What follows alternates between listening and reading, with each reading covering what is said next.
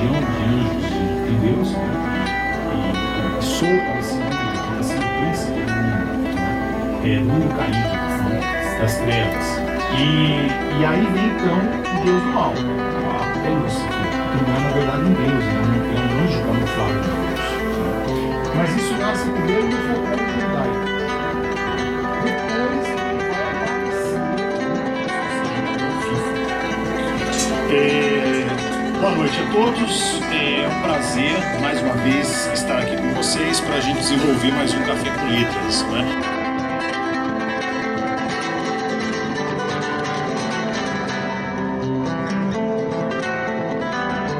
E eu peguei esse tema para Café com Letras hoje, e aí eu lembrei que eu havia desenvolvido no Teatro Municipal. Mas é um tema extremamente atual, e sempre eu acho que vai ser atual. Ou seja, liberdade do homem versus liberdade de Deus. Não é? E daqui a pouco a gente vai ver que esse versus aqui ele está colocado de uma forma somente provocativa. Não é? Por quê? Porque a liberdade do homem é criação da liberdade de Deus. Tá? Ou Deus gera essa liberdade do ser.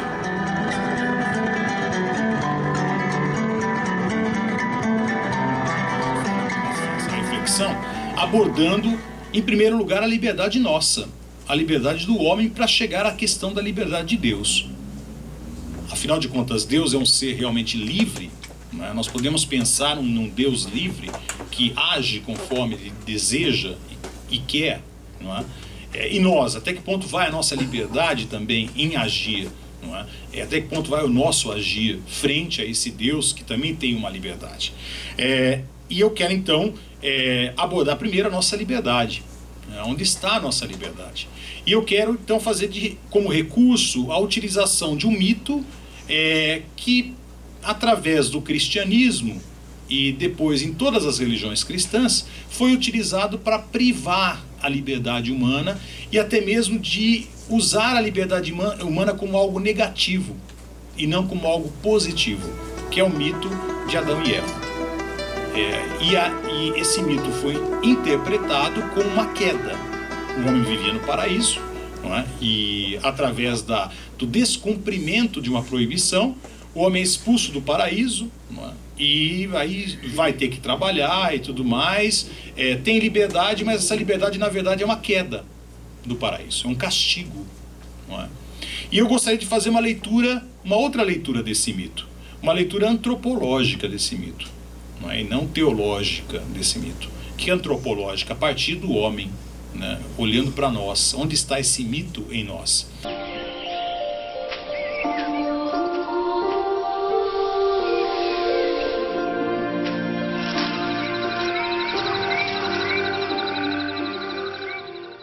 Lembrando que eu não tenho uma leitura fundamentalista da Bíblia, portanto eu não acredito que o mito Adão e Eva explique a origem histórica do ser humano.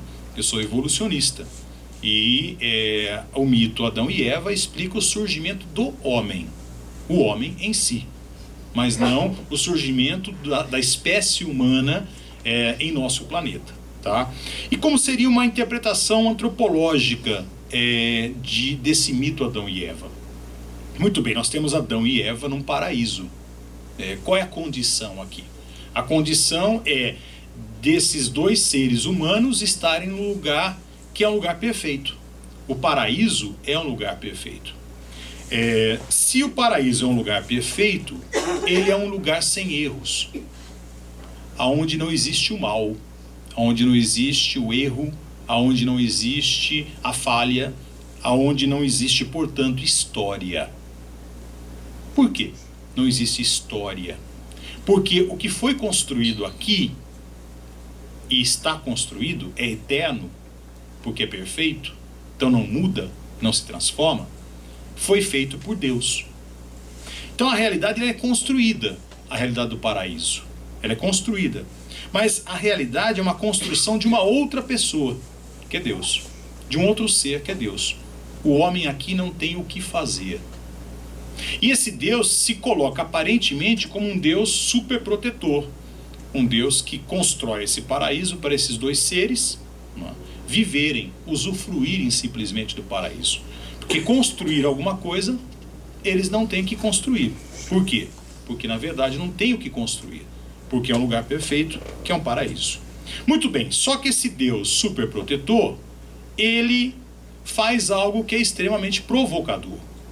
Não é? Ele coloca no meio, no centro desse paraíso, uma árvore, a árvore do conhecimento do bem e do mal, que não é a maçã, é a árvore do conhecimento do bem e do mal. E coloca uma ordem aqui. Vocês podem comer de qualquer árvore, menos da árvore do conhecimento do bem e do mal. Ora, essa proibição aqui acaba sendo uma provocação. Quer dizer, na verdade, a única alternativa de um verdadeiro fazer humano se torna a desobediência. Caso contrário, todos os outros fazeres estão dentro da ordem do paraíso. Ou seja, todos os outros fazeres são determinados por Deus. É como os animais. Não é? Então, os animais vivem num paraíso eterno. Todos os seus fazeres são movimentados pela ordem e harmonia dessa natureza. De repente, o homem se vê diante de uma proibição. E essa proibição, justamente, é a oportunidade de um fazer único dele. Eu posso não comer ou posso comer. Mas aqui é uma decisão minha. Não é mais uma decisão de Deus. Já não é mais uma decisão dele. Já não é algo mais construído por ele. Aqui, o destino está nas minhas mãos. Essa é a árvore do conhecimento do bem e do mal. E se desobedecermos Deus e comermos, nós morreremos. Morrer? Mas o que quer dizer? O que quer dizer morrer? Quer dizer um fim. Um fim a tudo que temos aqui. Tudo. O fim dessa perfeição. Aquela lá é a árvore da vida. Sua fruta nos dá a vida eterna. Nós podemos comer e viver para sempre. Mas nós só não podemos comer a fruta dessa árvore aqui, Eva. Se esta é a regra de Deus, devemos aceitar. Isso. Então essa proibição acaba sendo uma tentação no sentido positivo da palavra. Quer dizer, quem na verdade tenta o ser humano aqui não é a serpente, mas é Deus. Deus coloca a tentação para o ser humano. E esse ser humano então acaba comendo da árvore do fruto do conhecimento do bem e do mal, não é? E aí então ele acaba sendo expulso. Agora, essa desobediência humana a um Deus super protetor, não é? Significou o que para o homem? Significou um assumir da sua própria história. Se ele dilui, se ele sai do paraíso, é expulso do paraíso, não é? Ele está onde agora? Ele não cai, não é? Mas ele está num mundo novo. Qual é esse mundo novo? É um mundo que ele tem que construir. É o mundo do trabalho, é o mundo do parto, é o mundo do gerar uma criança, é o mundo de educar uma criança, é o mundo do construir alguma coisa. Hannah Arendt, ela vai fazer a divisão entre o trabalho, que é a busca da sobrevivência, subsistência. Ela vai falar também da criação, da construção, que é o nosso mundo artificial, que nós construímos a nossa cultura, tá? Isso o homem pôde fazer, né? E o agir propriamente dito, que é o agir que independe da sobrevivência e da criação artificial, né? Seria o meu agir livre, né? E isso só é possível, esse trabalho, essa construção de uma cultura e o agir na cultura. Por quê? Porque nós estamos fora do paraíso. Então, o trabalho, o suor, as dores do parto e tudo aquilo que vem como consequência da desobediência não são negativos, mas são positivos, porque é aqui que o homem encontra a sua liberdade. Perfeito? E aonde acontece isso, afinal de contas? Onde é que está isso? Não é? Onde acontece o mito de Adão e Eva? O mito de Adão e Eva acontece com todos nós. Então, um dia nós vivemos no paraíso. Nós éramos infantis. Nós vivíamos numa infância. E nessa infância o mundo era um paraíso. Nada podia acontecer de mal. E nós vivíamos conforme a ordem do dia. E nós tínhamos um Deus superprotetor, que eram nossos pais. E tudo isso era muito bom, pelo menos aos nossos olhos de hoje. Mas depois a gente foi crescendo. E ao crescer, a árvore do conhecimento do bem e do mal começou a aparecer. Ou seja, nós começamos a ter que decidir se eu vou para cá ou vou para lá. Se eu vou para a direita ou vou para a esquerda. Se eu obedeço ou desobedeço os meus pais. Se eu obedeço ou desobedeço as ordens colocadas do dia. E quantas vezes nós não desobedecemos. E quantas vezes nós não crescemos através da desobediência. E tivemos que desobedecer para crescer, para sermos verdadeiramente humanos. E quantas pessoas não ficaram adultas infantis porque não tiveram a coragem de desobedecer, de sair do paraíso. Então, quem leva, na verdade, a desobediência, não é o próprio Deus. Eu gostaria que vocês guardassem isso. A serpente aqui é uma artimanha. Quer dizer, eu não posso interpretar a serpente como a figura do mal, tá? Primeiro que no texto bíblico mesmo, lá no hebraico antigo, na Bíblia hebraica, de onde vem o mito, a serpente não é o demônio.